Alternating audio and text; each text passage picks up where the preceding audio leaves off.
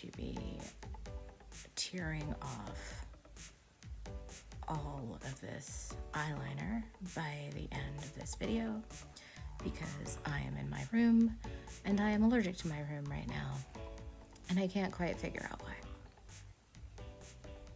I wanted to talk about a couple of books before they come out, which isn't until not this Tuesday, but the Tuesday after.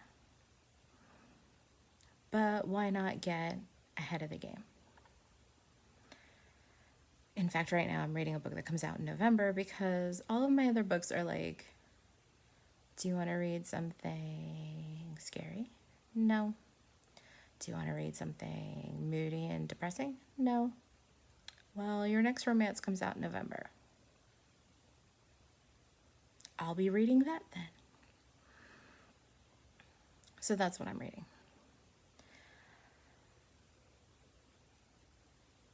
It has been quite a week. You can tell because I have less hair and it has a new color in it. These are things that I do when I feel like my life is out of control. I control the things that I can, which is mostly my hair.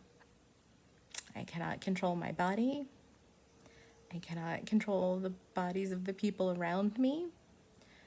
I cannot control my reactions to things to a degree. Like I can't help if I am sad or upset. What I can do is I can reflect and then I can cut my hair. But I don't want to lose any length because I already did that thing in the back where I was like, I'm going to do layers to the front and it's going to look, and then I was like, I can't lose the length. I've already lost so much length off of it, just cutting off all the bleached out dead stuff. So instead, I cut the back, said, no, my beautiful length. And now I just have weird sticky up parts that on a good day are very Karen. And on a bad day are just these like wild sticky out parts that I don't like at all. So yeah, this was supposed to be the very ends. And then the thing I was using to keep them like separate went to fall out of my hair. And I was like, no, I'll just pile you on top. So it went up much more because I went like basically that. But it's like not underneath. It's just like this is supposed to be the very ends. What a week. And I'm not even like talking about the stuff that actually happened during the week.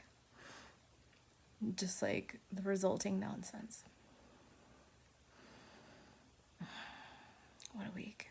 I read 14 books. That is how I coped. I read 14 books and got rid of all the hair that didn't have length and dyed some of the rest. Badly. Let's get on with it, shall we? I read, what's it called? You know how like when the book and the sequel have the names that are really close together and you feel like you're gonna mess them up, especially because there's a storm coming and you have a lot of pressure behind your eyeball because that's how migraines can work sometimes. So there's this duology and the second one's coming out soon and it's called, let's see, This Poison Heart was the first one and This Wicked Fate is the second. So I read This Wicked Fate. Now,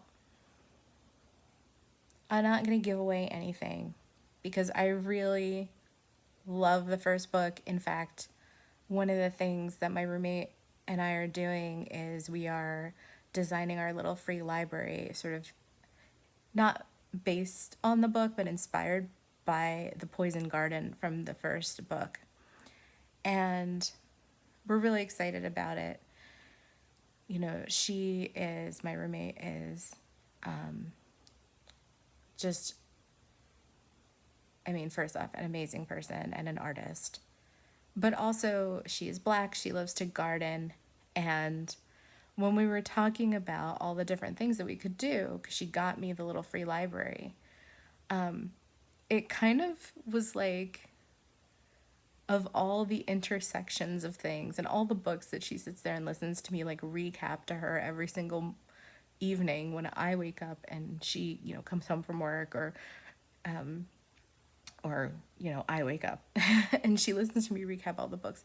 That was the one that like sort of stuck out to her as would be like really cool to do for a theme for this. So I don't want to spoil the book. I will say though that jumping into the second book, having read the first one also before I think it came out, actually that might have been one of the books I actually got from the library.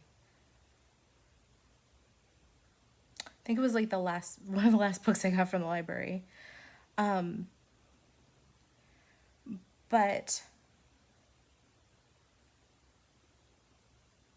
because I don't want to spoil it, I will say that it was actually really difficult to sort of jump in and remember all the things that happened, because if there is one thing that I will straight up say is that from the beginning of the first book to the end of the last book, holy moly, do you go on quite a journey. Like, where this book starts and where it ends is significantly different, not just in terms of like an emotional journey, but like the twists and turns of the plot and the characters and who is involved, and just it goes places. It goes lots of places. It goes so many places that when I was like trying to explain the second book to my roommate, she was like, "Wait, are we still talking about the book with the poison garden?" I'm like, yeah, we are. She's like, "Whoa." So if you want to recap the first book, because it has been a while, Owl Crate did a read along where they like recap the book, because it was like, they sent the book out to, I guess it was in one of their crates or something, but they did like a read along with blog posts. And I found that, I was like Googling like summary, help me out here. I just forget a couple of the names. Because it turns out, there's a huge community that is created in that first book. And when I went to go to the second book, I'm like, wait, is this a new character, or is this someone I was just kind of like forgetting, because there are a lot of people by the end of that book. And they all play a piece of like sort of a puzzle-ish.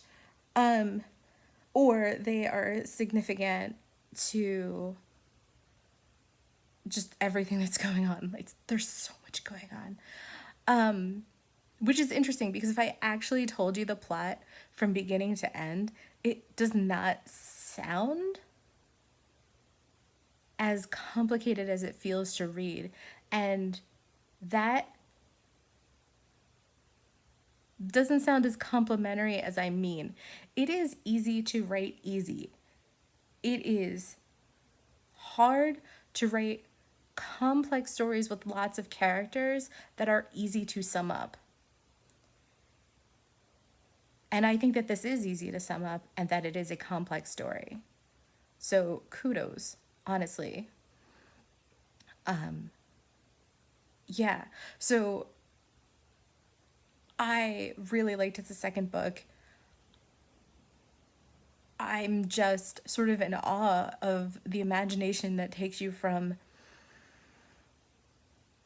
this book that like a lot of us read as children, that when you go back to it, you're like, ooh, wow, this sure was a book. What if we changed everything about it, and then by the end, the story is nothing, nowhere, not even a tiny bit there, but it is so good, and in some ways, I want to say heartwarming, but that is not the word that I mean. Heartwarming to me is like, it's almost got like a hint of cheese to it, and that is not what I want to convey here.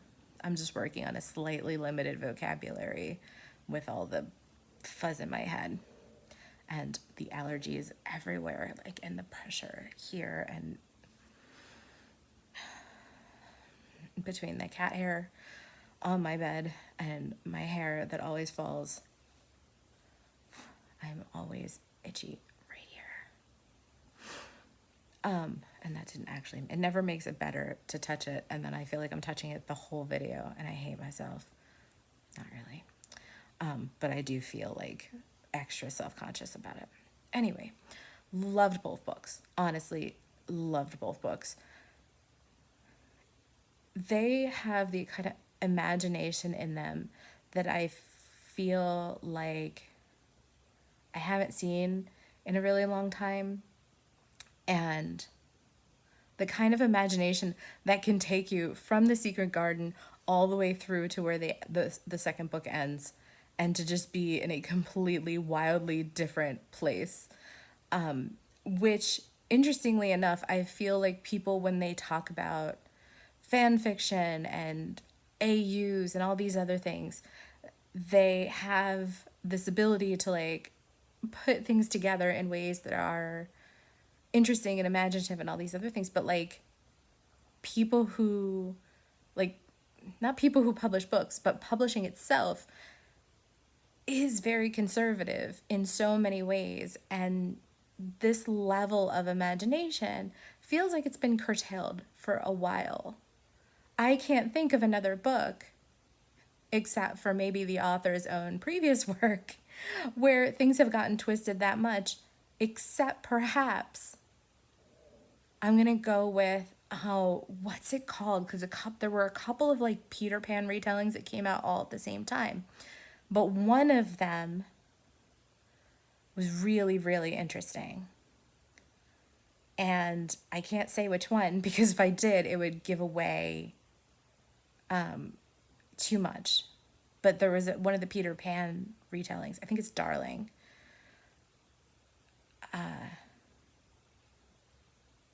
Author's name is Kay. I want to say. I'm gonna ruin it. I hate ruining people's names. You know that. Ankra. There's an A. There's probably a C and an R. Anyway, you could probably figure it out from there. And again, twisty tales, meshing together things. I have seen other books that have meshed together genres or updated things, updated old stories, but they don't have that feel where you can take like all these certain elements and put them together in a way that feels really just has that little extra bit of imagination, right? Because you could write, let's say, I don't want to say Peter Pan again, like I want to come up with something new and interesting. This is not my night to do it, but let's pretend I did it. Let me try to come up with something interesting to say on a night where I feel not great. Can I do that? No. Please, Alana, just think of something. Noir Alice in Wonderland. I don't know. I just said something. Cool, I did it. All right, so let's say somebody makes Noir Alice in Wonderland. There is a way to write that where things have felt, where you lean into the noir and, hey, that's just like so many other things that have gone noir. But there's a way to write Noir Alice in Wonderland that feels like a whole new world of imagination has risen up, that leans into not noir, which we have seen done and redone over and over again, but the imaginative process that led us to wanting to make noir versions of things. the spark of creativity that that it excited people enough to want to jump on that idea. So even if you're not the first person to do it, you know, there's always someone who takes an idea and they make it feel not even necessarily new, just a little bit more magical maybe. Like the kind of book that you read and you think, my imagination never would have gone there, right? So like you can read a book about, you know, a bunch of a family growing up in a town, in a small town, and they do small town things, and then at the end, you know, someone makes a choice either to move out of the small town or to live a small town life, and then they sit on their porch with a glass of iced tea and they watch the sunset. And you know, you're supposed to think that the sunset is a metaphor for their contentment with their, even though the contentment is the contentment, whatever, you know, whatever. And those can be very good and moving books, and they can sort of tap into our sense of either we never had those lives and we want to live them, or we have those lives and it gives us a sense of nostalgia, or we once had those lives and we wish we could still have them, and again, nostalgia. Or we live those lives and we want to see ourselves reflected on the page, or we have those lives and we want to, for some reason, read about the problems and trials and tribulations of people who are just like us over and over again. Those can be very good books. They can be great books. But there's something particularly magical about someone whose imagination is like, whoa, how did you ever think of that? I never would have thought of that. Not in a million years. Ever, ever, ever. You know, and we love to see it on the big screen, and I love to see it on the page. So this book was really, really cool. Yeah. So happy. And I love duologies. I love them now. I'm like so into them. What? 2 books, not 3? Not waiting twice? Fantastic. Yeah. The house across the lake made me want to close every single one of my curtains. That's not a bad thing. When a book makes you paranoid and it's a thriller, it's probably doing its job. I'm going to tell you about the good things about this book and the bad things about this book. First off,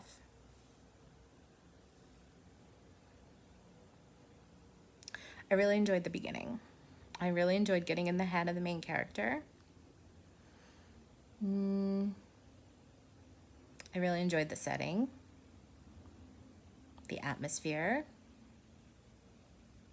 the characters, most of them. Here's what I did not like about the book. I hate doing this to books that haven't come out yet. I hate feeling like I've trashed them, and I'm not trashing them. I enjoyed the book most of the way through. And remember, I am reading an advanced copy. I do think the book falls apart in the last third. And this is not because of anything to do with the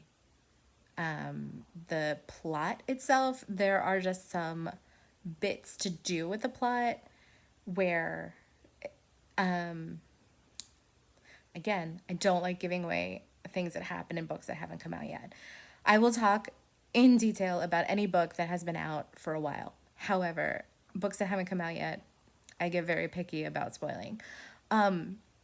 There are a couple of there's at least one throwaway line that absolutely drove me up a wall.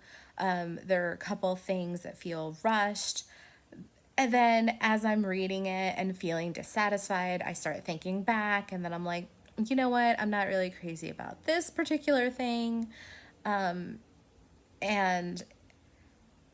I felt I always felt like I was reading somebody's idea of a book that they really wanted made into a movie, which can be fine. Which can be fine. It can be totally fine. I felt that way about the final girl support group. I enjoyed the heck out of that book. It feels a lot like Grady Hendrix is trying to sell the book right or the rights to to make a movie out of it. That's fine. I'm totally okay with that. But the problem is that this movie, if it were made exactly the way that it is in the book, would be irritating to me.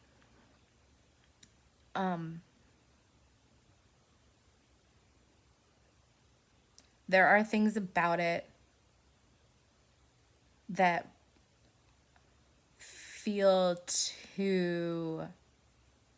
I really. Here's the thing, and I will boil it down to this. I would not have accepted that book as it is. And like I said, that might not be the final version at all. Because again, arc, but this arc comes out really soon, so who knows. I would rather have asked for another pass on that last third.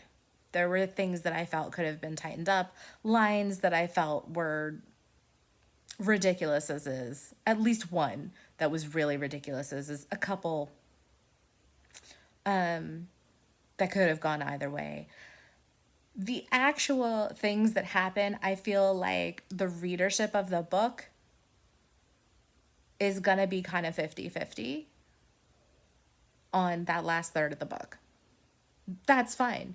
Like, a book that's going to make people love it or hate it, that's opinion. Opinion is opinion. I think that the things that will make people dislike the book, like the plot things, the author does not have any reason to get knocked for opinions. Like, if you read the book and you're like, well, I didn't like that. That's fine. You don't have to like it. Like, if you don't like it for the particular, like, stuff that's happening in that act, that third act kind of a thing, totally fine. Totally fine. But you can't say that the author didn't didn't do it right, is what I'm saying. Like, it's all there. It's all there.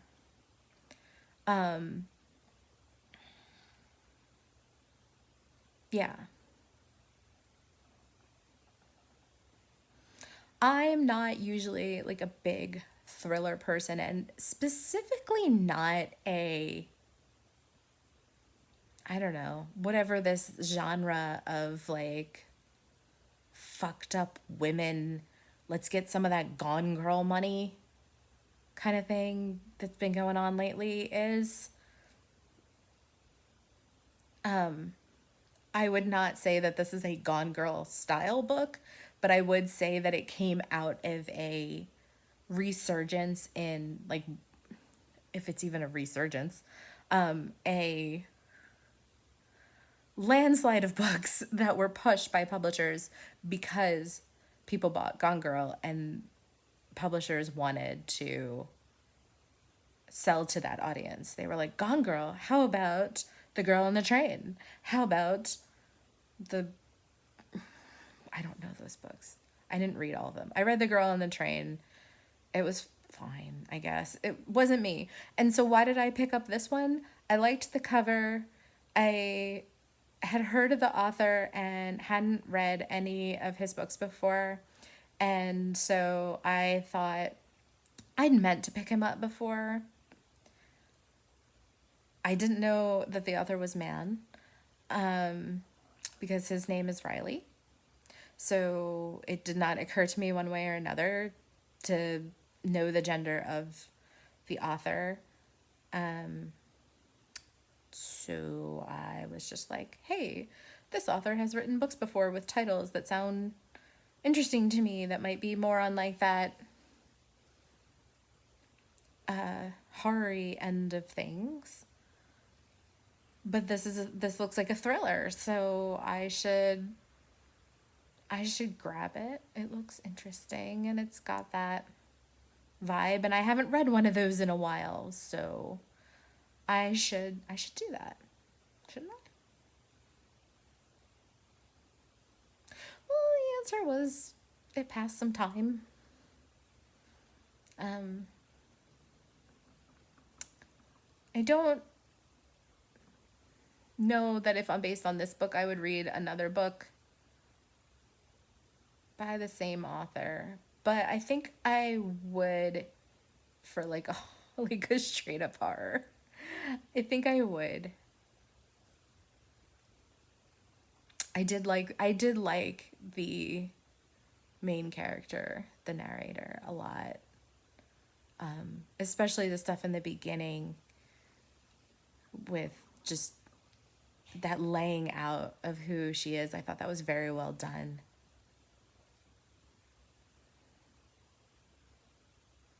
I kind of, as the book went on, I was kind of like, can we just have the book about, like, the book I, like, this book right here of just this actress who fell apart after her husband died.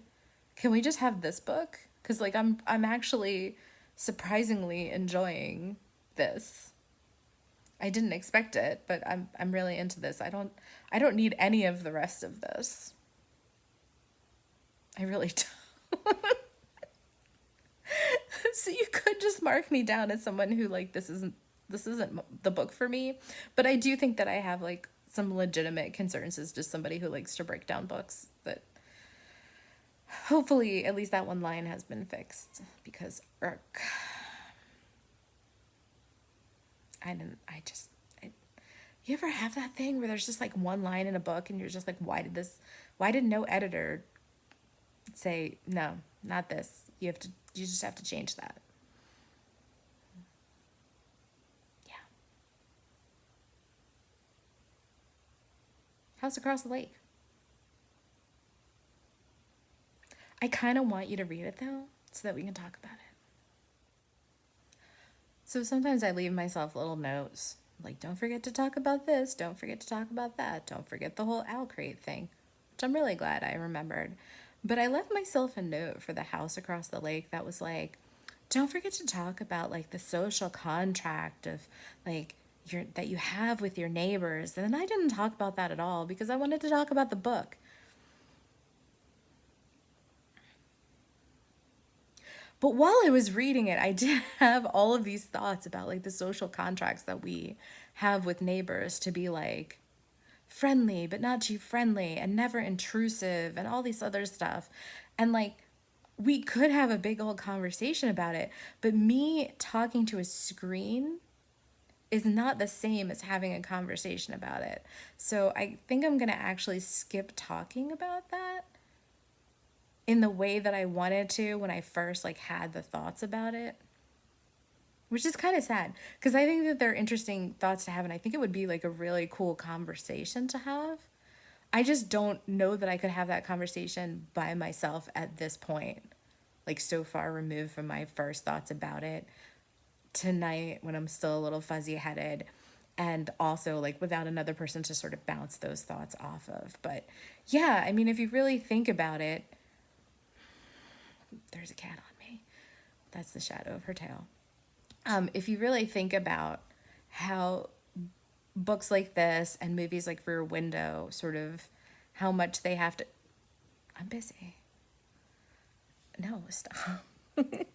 How much they rely on this sort of social contract, and then you start thinking, oh my god, how much has that social contract sort of disintegrated over time? Like, we have neighbors who don't like us. Well, let's not get into that.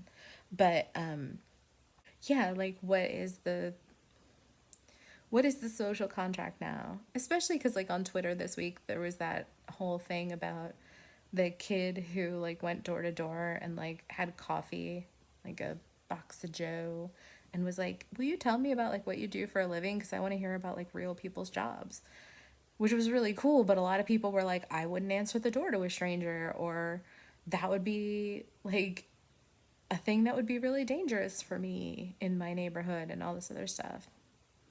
Like the social contract has changed for a lot of people in terms of what being a neighbor means. I just find that those kind of thoughts are the kind of thoughts I have like all the time. And then I don't really have like a lot of people to bounce them off of because I have these thoughts while I'm reading, which is like in the middle of the night because I'm up all night. Anyway, the last book I read, Fake It Till You Bake It, which is a romance about a football player who opens a bakery with like two of his teammates, a business venture because football doesn't last forever. And he ends up meeting this woman who is super hot, and she turns out to be the granddaughter of the owner of the team. And she's a she's just gotten off of a reality TV show, like a dating show, where she turned down the guy. And so people kind of hate her for it. And she needs a job. So her grandmother tells her work there. And he's like, okay. And yeah, so I thought that I was not going to like this book at first because when it comes to romance, I am, I don't like to use the word picky. I do not want to read about a bunch of people who are just into each other because they are hot and because I don't really have a huge amount of like primary attraction to people. I don't find like super exercisey bodies hot. I don't think that like the things that most people find attractive are not things that I think are attractive. Like I'm just like you could name like a bunch of actors and like the only person that I think is attractive who was like on the like you know the cover of People or whatever, like the hottest man is Paul Rudd, and I think that because he's funny.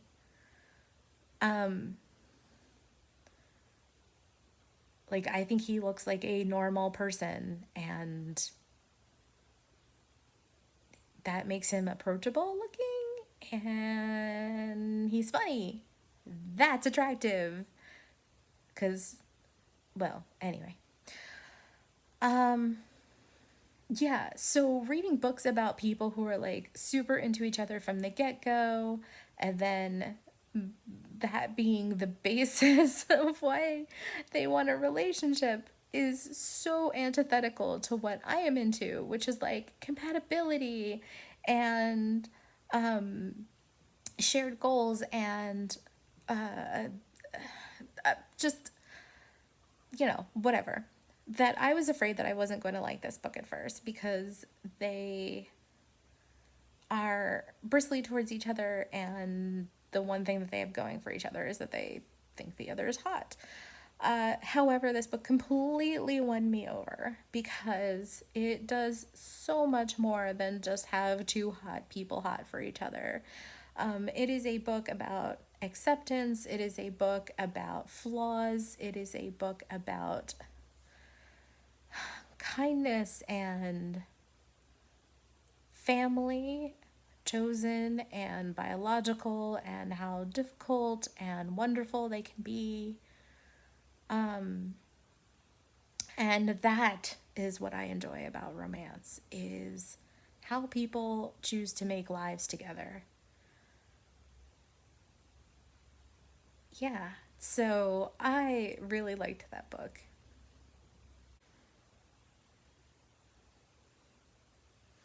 Anyway,